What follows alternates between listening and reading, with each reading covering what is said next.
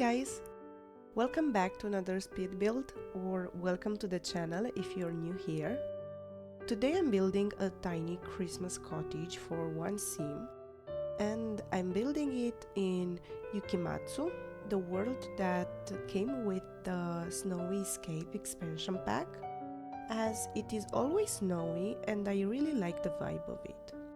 This is actually only my second time building directly in the snow, and I have to admit, it can be a bit tricky. You can't really see the roof colors clearly, and landscaping feels like a bit of a guessing game. But after building this, I checked how it looks in non-snowy weather, and it still works really well, so no worries there.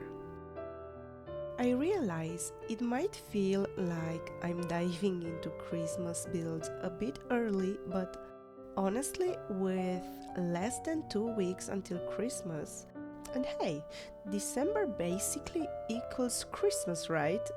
I mean, that's what I'm telling myself anyways. Now, let's talk about the build itself.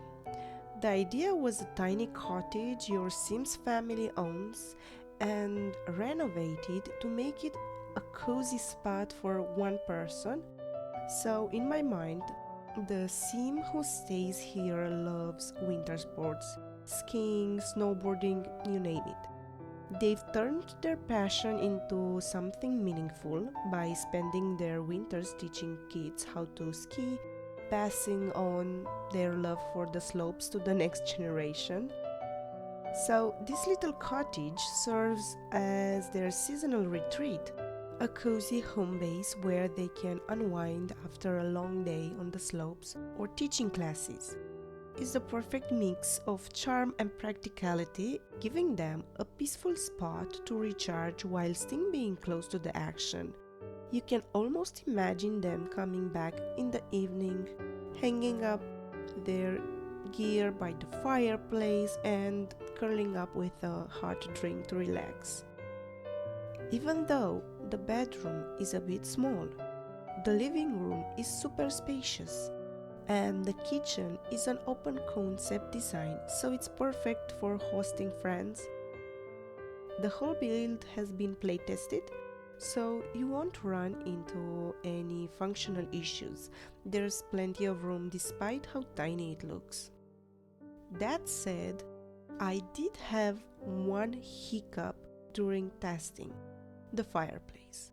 For some reason, and that reason I think could be the TV placed on the fireplace, the access was restricted. So my solution was to have my sim upgraded to auto light whenever someone enters the room. I also made it fireproof, so no accidental fires should happen. However, I did this upgrade before uploading it to the gallery, and I hope it sticks when you download the build. But if you have any trouble with the fireplace, please let me know in the comments. So, as you can see, I used a lot of decorations and clutter in this build. I wanted it to feel cozy and lived in without overcrowding it. So I placed the clutter and decorations in groups, leaving other areas free and empty or with minimal decor on them so you can still use them. Like, for example, the kitchen table has plenty of space to eat and maybe read a book or write something. Or the couch as well is not restricted by the pillows or by the decorations around it. So your Sims can actually use most of the space in the house without it actually feeling empty or unlived in. Well, that's it from me for today's build. I hope you'll enjoy the rest of the video, and I'll see you in the next one. See ya!